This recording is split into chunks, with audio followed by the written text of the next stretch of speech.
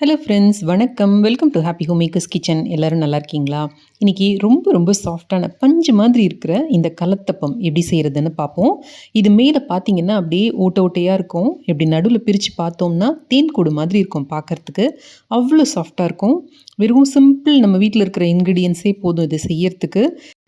இதுக்கு ஒரு கப் அளவுக்கு பச்சரிசி எடுத்துக்கோங்க. நீங்கள் எந்த பச்சரிசி வேணாலும் எடுத்துக்கலாம். இது கூட தண்ணி சேர்த்து நல்ல 3லேருந்து 4 மணி நேரம் ஊற வச்சு எடுத்துக்கோங்க.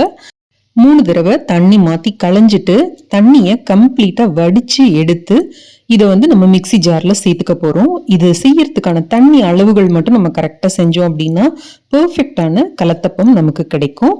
இப்போ இது கூட 1/4 டீஸ்பூன் அளவுக்கு சீரகம் சேர்த்துக்கலாம். இது கூட ஒரு சிட்டிகை அளவுக்கு உப்பு சேர்த்துக்கலாம். 1/4 கப் அளவுக்கு தேங்காய் துருவினது சேர்த்திருக்கேன். 3 ஏலக்காய் சேர்த்திருக்கேன். 1/4 கப் அளவுக்கு வடிச்ச சாதம் சேர்த்திருக்கேன். நீங்க எந்த சாதம் வேணாலும் இதுல சேர்த்துக்கலாம். இப்போ இது கூட 1 கப் அளவுக்கு தண்ணி சேர்க்கணும். நம்ம எந்த அளவுக்கு அரிசி எடுத்தோமோ அதே அளவுக்கு தண்ணி சேர்க்கணும். நான் இப்போ கொஞ்சமா தண்ணி சேர்த்து முதல்ல அதை நல்லா அரைச்சதுக்கு அப்புறமா பாக்கி இருக்கிற தண்ணியும் சேர்த்து நான் இந்த மாதிரி அரைச்சு எடுத்துக்க போறேன். கொஞ்சம் கொஞ்சமா தண்ணி விட்டு அரைச்சோம்னா அரைக்கிறது ஈஸியா இருக்கும். இப்போ நல்லா அரைச்சி எடுத்திருக்கேன் பாருங்க. கொஞ்சம் இடையில ஏதாவது பீசஸ் இருந்ததுன்னா பரவாயில்ல. இதை ஒரு பாத்திரத்துக்கு மாத்தி எடுத்துக்கலாம். இது இப்படியே இருக்கட்டும். இப்ப அடுத்தது நம்ம எந்த அளவுக்கு அரிசி எடுத்தோமோ அதே அளவுக்கு வெல்லம். நீங்க வேணும்னா உங்களுக்கு ரொம்ப ஸ்வீட் பிடிக்கும் அப்படின்னா 1/2 கப் வெல்லம் கூட சேர்த்துக்கலாம். நான் இங்க 1 கப் வெல்லம் எடுத்திருக்கேன். இதுக்கு 1/2 கப் தண்ணி. நீங்க 1/2 கப் வெல்லம் எடுத்தாலும் 1/2 கப் தண்ணி மட்டும் சேருங்க.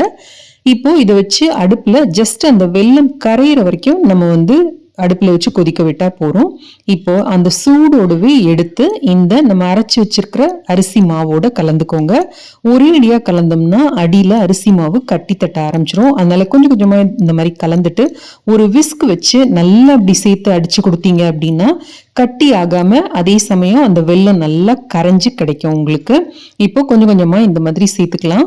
1 கப் அரிசி எடுத்தோம் அப்படின்னா 1/2 கப் அளவுக்கு தண்ணி மொத்தமா. இப்போ நம்ம அரைக்கிறதுக்கு 1 கப் சேர்த்திருக்கோம், 1/2 கப் வெல்லத்துல சேர்த்திருக்கோம். ஸோ இந்த அளவுக்கு மட்டும் நீங்க தண்ணி சேர்த்தீங்கன்னா போதும். இதுக்கு மேல மிக்சியை நல்லா ரின்ஸ் பண்ணி தண்ணி ஊத்துறது அந்த மாதிரி கூட எதுவும் செய்யாதீங்க. ஸோ இப்போ கம்ப்ளீட்டா இந்த வெள்ளை கரைசலை சேர்த்தாச்சு. இப்போ நம்ம கலந்து எடுத்துக்கலாம்.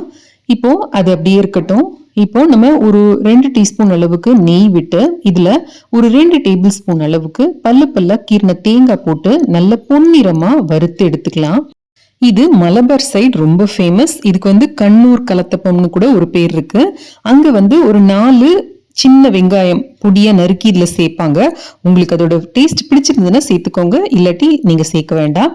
இப்போ இந்த மாதிரி நல்ல பொன்னிறமா வதக்கிட்டு இதையும் நம்ம இப்ப இந்த மாவோட சேர்த்துக்கலாம். நான் கொஞ்சம் மட்டும் மேல தூவுறதுக்காக எடுத்து வச்சிருக்கேன். இப்ப இதையும் சேர்த்து நல்ல மாவோட கலந்துக்கோங்க.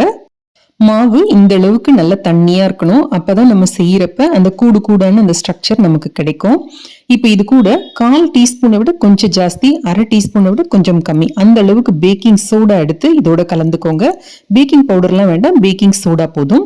இப்போ ஒரு ஆப்புச்சட்டி இல்ல ஒரு சின்ன கடாயை காய வச்சு அதுல கொஞ்சமா தேங்காய் எண்ணெய் சேர்த்துக்கோங்க. தேங்காய் எண்ணெய் டேஸ்ட் ரொம்ப நல்லா இருக்கும். இந்த மாதிரி சுத்தியும் அந்த தேங்காய் எண்ணெயை பரப்பி விட்டுட்டு இதுல ஒரு 1/2 கரண்டி அளவுக்கு மாவை எடுத்து விடுங்க. மாவை விடுறப்ப நல்லா கலந்து விடுங்க. இதுக்கு மேல அலங்காரத்துக்காக நம்ம எடுத்து வச்சோம் பாத்தீங்களா அந்த தேங்காய் வெங்காயம் வறுத்தது, அதையும் சேர்த்துக்கோங்க. இப்ப மூடி போட்டு 1 நிமிஷத்துல இருந்து 2 நிமிஷம் வரைக்கும் வேக வச்சு எடுத்துக்கோங்க. நல்லா அந்த ஓரம் எல்லாம் பொன்னிறமாயி நல்ல முருகெல்லாம் ஆன உடனே மெதுவா இந்த மாதிரி திருப்பி போடுங்க.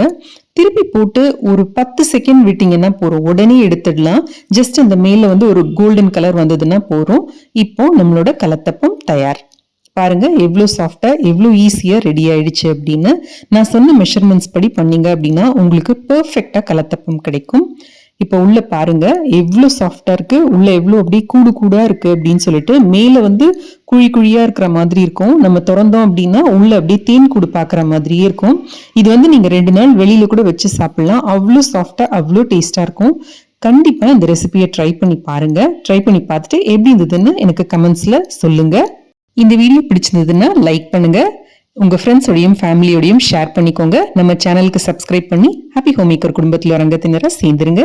இணைந்திருங்கள் ஹாப்பி ஹோம் மேக்கர் சேனலுடன். என்னாலும் நன்றி, வணக்கம்.